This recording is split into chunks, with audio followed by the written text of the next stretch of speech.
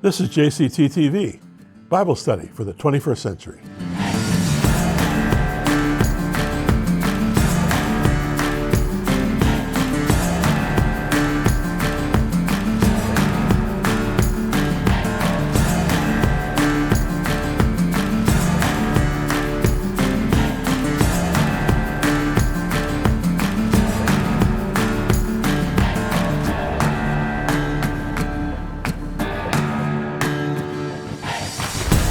Hi friends, welcome. Jim Cantelon here.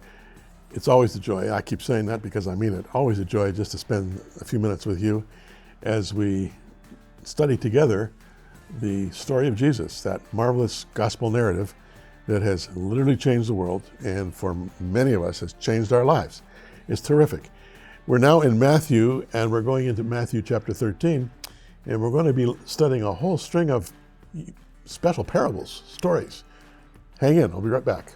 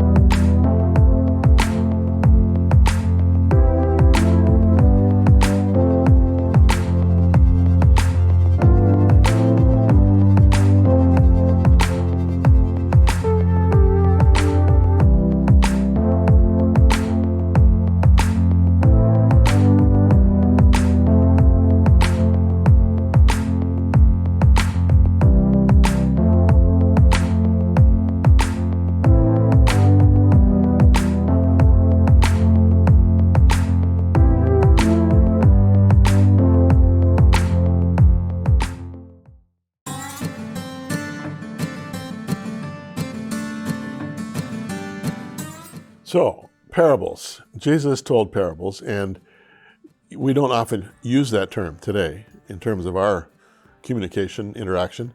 Stories, illustrations, examples. You can do a whole study on parables. In fact, there are whole courses in university and seminary where pastors and theologians go to study all about parables. And it's really interesting if you kind of drill down to get to some of the, not hidden, but profound nuances of some of these parables that kind of escape us if we're just kind of reading them at a glance. Generally, a parable has one message or one essential value point or talking point. Not always the case, but most of the time. But we're going to be seeing here in Matthew chapter 13, Jesus telling a number of parables, the most famous one being, of course, the parable of the sower. So let's get to it. Matthew 13, verse 1. That same day, Jesus went out of the house being Peter's house on the shore of the Sea of Galilee, sat by the lake. Such large crowds gathered around him that he got into a boat and sat in it while all the people stood on the shore. Then he told them many things in parables. Now, Matthew tells us that Jesus wanted to do a little bit of teaching. You know, he was always swarmed by people. I mean, he just had no real private life other than at night when he would go to a private place to pray and just be with his Father. But he needed a break from time to time. And, you know, he's a human being. He's son of man as well as son of God. But like you and me, he needs to have a little bit of a rest period, a little bit of break. But he also understood that there was more to his ministry than just performing miracles, mainly miracles of healing. So he walks down to the shore of the Sea of Galilee. Now, I've mentioned to you before, but I'll say it again. I know this area really well. Living in Jerusalem for 7 years, as we did, driving my little Volkswagen, down from Jerusalem to the Jordan Valley, and then up the Jordan Valley to Capernaum, around the Sea of Galilee, and then up 8 switchbacks into the Upper Galilee, and on the way passing the Mount of Beatitudes, and then all the way up to the northern border of Israel with Lebanon and Syria. I know this area really well. I know Capernaum really well. And when I'm reading this, Jesus walking down to the shore from Peter's house, I know exactly what that walk would require, like maybe 30 steps, maybe 40. But Peter's house was at that time almost, being lapped by the waves from the Sea of Galilee. The Sea of Galilee has sunk down a little bit over the years. But it's a beautiful setting. The Sea of Galilee, Kinneret, we call it in Israel, which means harp, because it's harp-shaped, is a beautiful little lake. For those of us who, live in North America and are especially in some of the northern regions of the U.S. or Canada, lake is a relative term. The Great Lakes, for instance, are massive. They're like inland seas. But then just in northern Canada alone, you've got thousands and thousands and thousands of lakes. And most of them would make the Sea of Galilee look like a puddle. It's just a tiny little lake. I think it's maybe 6-7 kilometers wide and maybe 12, 13 kilometers in length, north to south. But it's just a tiny little lake. And until recently, it was the source of water for the state of Israel. That has changed since Israel has developed a new technology to change ocean water into drinking water. And they've now got so much water, they're exporting it. But at the time when we lived there, everything depended on the Sea of Galilee in terms of fresh water for the entire state. Now, there was some water from, groundwater, if you will, along the coastal areas, but that was beginning to diminish because so many wells had been sunk and seawater was beginning to creep in. But Capernaum is right there on the northern shore of the Sea of Galilee, or Kinneret, or you can call it the Lake of Tiberias, I think it's called in some places. Anyway, the crowd that followed him was so huge, it forced him into the water. And of course, he didn't want to stand up to his waist in water. So he just hopped into one of the little fishing boats and just, paddled out maybe, 5 or 6 or 10 yards from the seashore and anchored the little boat and began to teach the people from there. He would sit in the boat and teach. Now, rabbis in those days sat to teach, sat to preach. So it wasn't uncommon to see a teacher in that posture. He'd be sitting in the boat speaking. Now, the shore of the Sea of Galilee is sloped from Capernaum down into the water and around on its way down to Tiberias. It's a kind of a slope beach, but it's a very stony beach. It's not, a sandy beach that people would go to sit in the sun and enjoy themselves. It's very stony and very difficult to walk on in bare feet, for sure. But sloping down the way it did to the water, and then an offshore breeze coming from the Golan Heights across the lake, behind Jesus' back and right to the people. It was like a natural amphitheater. It carried sound exceptionally well. In fact, I've sometimes stood there where Jesus was teaching, and I've heard people out on boats, they're a good, half a mile away. I can hear them speaking. I hear them talking because of this effect of the wind coming over the Golan, down over the lake, and then carrying the sound to the western shore of the lake. So it was a natural kind of audio situation. And he began to teach in parables, Matthew tells us. And he begins with one of his most famous parables, and let's get to that. A farmer went out to sow his seed. That's verse 3b. As he was scattering the seed, some fell along the path, and the birds came and ate it up. Some fell on rocky places where it did not have much soil, sprang up quickly because the soil was shallow. But when the sun came up, the plants were scorched, and they withered because they had no root. Other seed fell among thorns, which grew up and choked the plants. Still other seed fell on good soil, where it produced a crop, 100, 60, or 30 times what was sown. Whoever has ears, let them hear. Okay. Essentially, you've got a self-explanatory parable here. It's simple. It's just about soil, really. So there's no need to say anything than that about this parable. But the question that springs to mind is, and this was Jesus' point, what kind of soil am I? Am I shallow soil? Am I rocky soil? Am I thorny soil? Or am I deep, verdant, grow a garden in me, soil. What kind of soil am I? So the disciples are hearing this, and they want to know, well, why? Why are you speaking in parables? The disciples came to him and asked, verse 10, why do you speak to the people in parables? And this is, when you read this, and I read it to you now, don't be put off by this. It can be a little off-putting, but I'll explain to you what's going on here. Jesus' response was, because the knowledge of the secrets of the kingdom of heaven has been given to you, but not to them. Whoever has will be given more, and they will have an abundance. Whoever does not have, even what they have will be taken from them. This is why I speak to them in parables. Though seeing, they do not see. Though hearing, they do not hear or understand. In them is fulfilled the prophecy of Isaiah. You'll be ever hearing, but never understanding. You'll be ever seeing, but never perceiving. For this people's heart has become calloused. They hardly hear with their ears. They have closed their eyes. Otherwise, they might see with their eyes, hear with their ears, understand with their hearts, and turn, and I would heal them. Now, in quoting Isaiah 6, 9, and 10, Jesus is setting sort of the bar, if you will, in terms of what's really going on here. These words that he quotes were spoken to a young Isaiah as he rose to God's challenge, whom shall I send and who will go for us?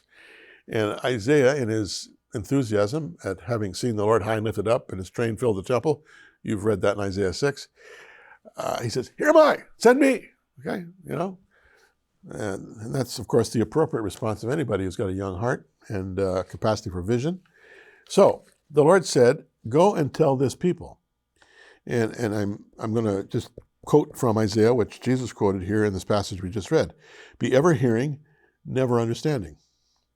Be ever seeing, never perceiving. Make the heart of this people callous, to make their ears dull, close their eyes. Otherwise, they might see with their eyes, hear with their ears, understand with their hearts, and turn and be healed. What? The scripture doesn't record, Isaiah's response. But what? What do you mean? And for how long, Lord? This is a conundrum. This is a great mystery. And I want to give it due time. So we'll take a little break here. And when I come back, I'll get right into Jesus' further explanation.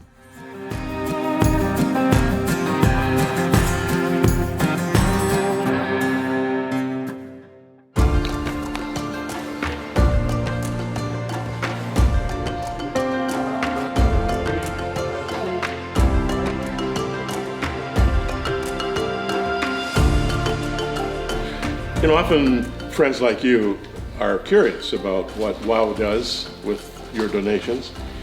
And as I've often said on the television program, we are concerned about home-based care, especially for those who are dying, orphans and widows, of which there are tens of thousands over the past 23 years.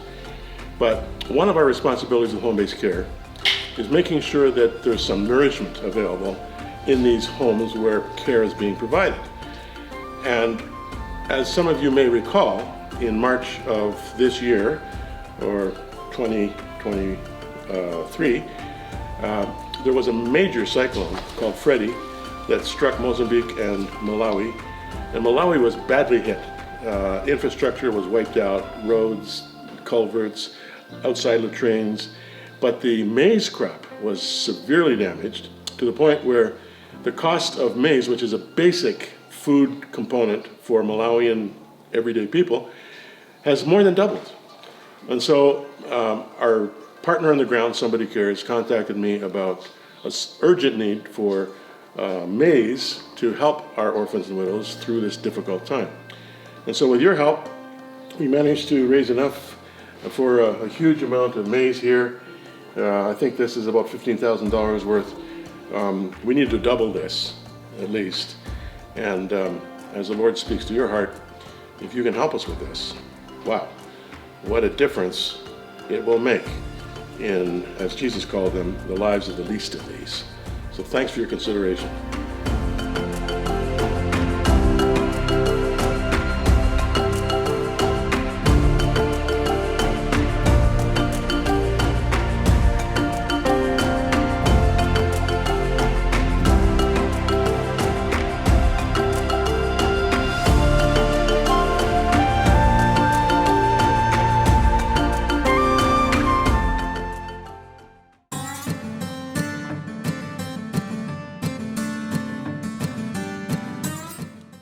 So this very strange word from the Lord to Isaiah, which Jesus quotes here in responding to the disciples' question, why are you teaching in parables?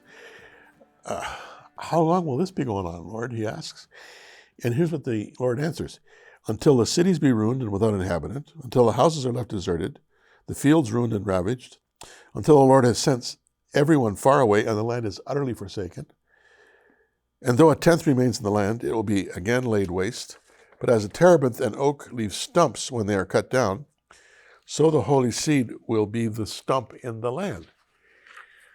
Don't you wish sometimes that Jesus would not appear to be so obtuse? Why would he quote this very strange passage?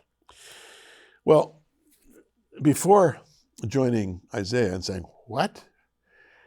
Keep in mind that the Lord speaks out of his omniscience. Omniscience meaning his all-knowingness.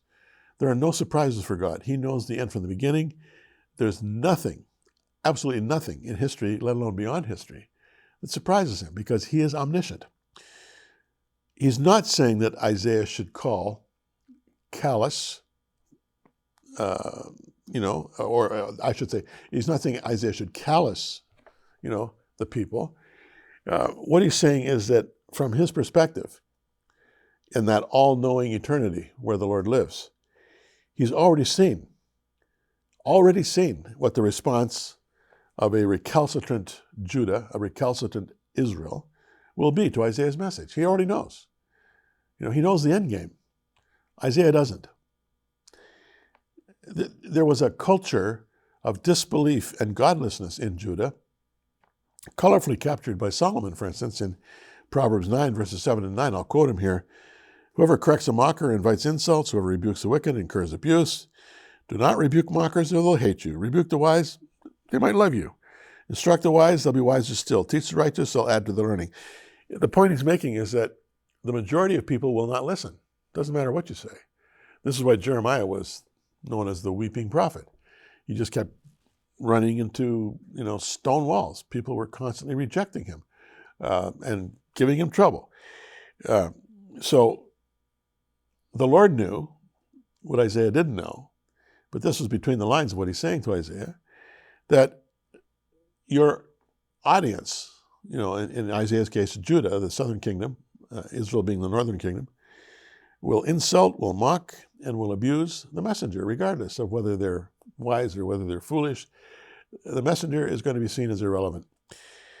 But there will be a remnant, a small number of people, a stump,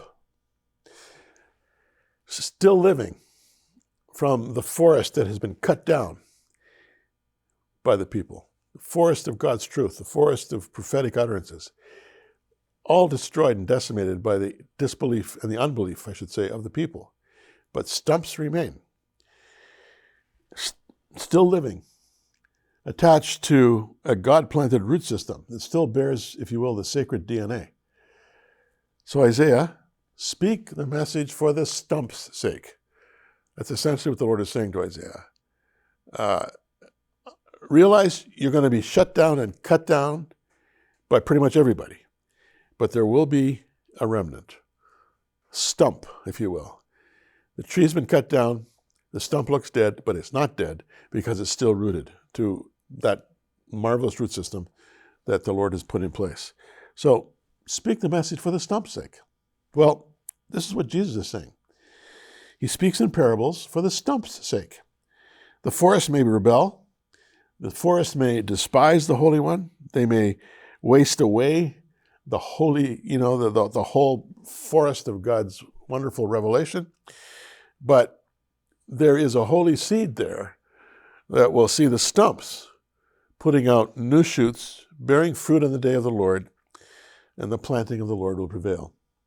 Now, in using the stump metaphor, essentially, this is, I mentioned at the beginning of the show, there are various levels of nuances to parables. So you can look at the parable in a kind of a surfacey way and say, well, there's one point being made here. Well, yes, one point. But there are nuances. There are implications. There's comprehensive meaning that often accompanies a parable if you are willing, to take the time to drill down beneath the surface. In God's omniscience, he knows that those stumps will put out new shoots and they will bear fruit on the day of the Lord. So the planting of the Lord will prevail. So that's essentially, I hope this is helpful to you.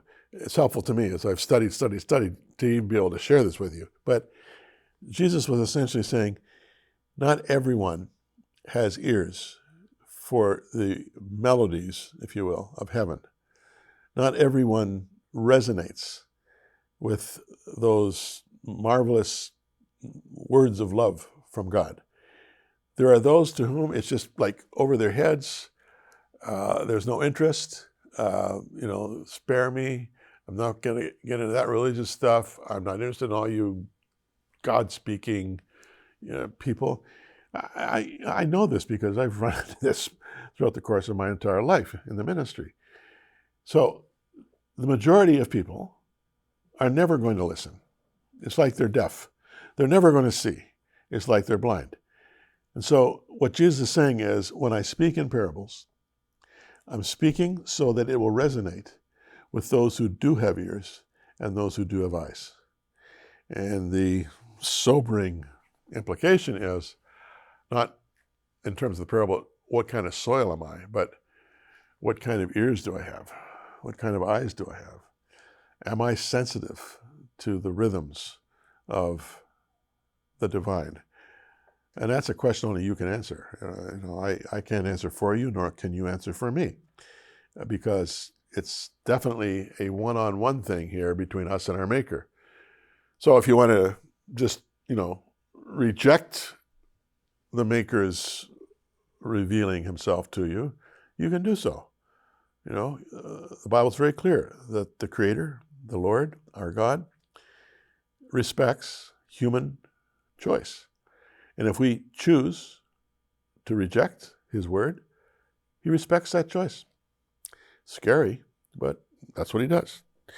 Okay, so let's move on. Verse 24. Yeah, let's start with 24. I'll find it here. There we go. Jesus told them another parable.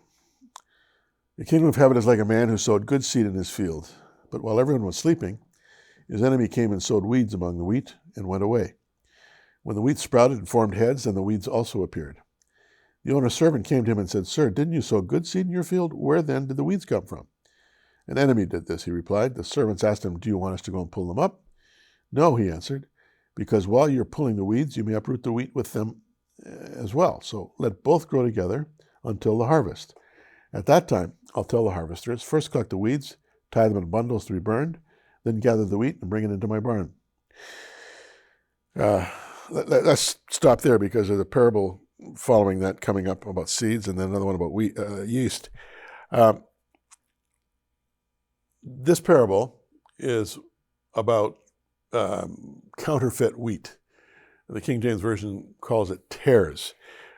Tares are understood in the Greek language, zizanium, I think is how they pronounce it, were a kind of a darnel, a bearded kind of thing growing in wheat fields, as tall as the wheat and barley, resembling wheat in appearance. So cleverly camouflaged that the rabbis used to call them bastards. Apparently, consumption of tares produced sleepiness, nausea, convulsions, and sometimes death. Yikes. So in its early stages, the tare looked very much like wheat, but developed a more distinctive look when it was mature. For a farmer, tares were toxic, but the only way to get rid of them was at harvest when they could be clearly identified. To rip them up earlier, of course, would see genuine wheat destroyed as well. So that's the parable of the wheat and the tares. And I want to get to Jesus' explanation. Just simply this, in Peter's house, he explained the parable saying, tares are everything that causes sin and all who do evil. It's about counterfeits. They coexist with the children of the kingdom. No point in purging them. Jesus knew that purges usually do at least as much damage as good. He also knew that purges appeal to self-righteous zealots. Indeed, later in history, salvation by extermination appealed to the Nazis. So any attempt to achieve moral, spiritual, or racial perfection by rooting things out is probably not the right approach. So you just have to coexist. We don't want to coexist with evil, do we? We're in the world, we're not of the world, but it bothers us. There's so much evil around us. But we've got to wait for the day of the Lord, when evil will be uprooted and the good will prevail.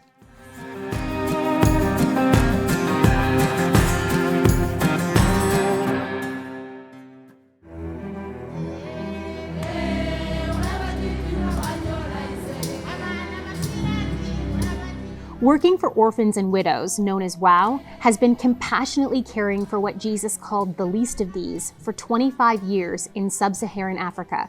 Founded by Jim and Kathy Cantelon in 1999, WOW has a trusted track record in South Africa, Zambia, and Malawi. The main focus of WOW is to provide home-based care for the poorest of the poor in isolated rural areas. WOW's ministry is comprehensive, engaging children, youth, young adults, widows, and pastors in providing relief for bed sores, oral thrush, skin cancers, hygienic afflictions, and tuberculosis, to twice-weekly visits for monitoring and evaluation. All this is faithfully ministered in Jesus' name.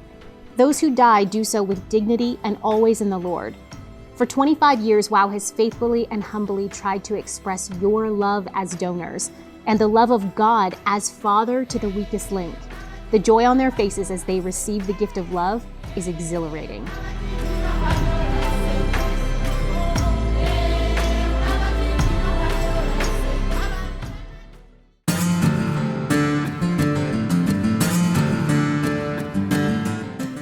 So friends, I need a little help. This is our 8th year with Jim Cantelon today. It's been a great 7 years into our 8th year. A few years ago, a lot of you said to me one way or another, we really enjoy your interviews, Jim, but we really prefer more teaching. So I kind of shifted, because I used to do both interviews and teaching. Some of you remember. And now I'm hearing the other side. Would you do some interviews too? So I'd like your opinion. If you take the time to go to jimcantelontoday.com, our website, there's a response vehicle there.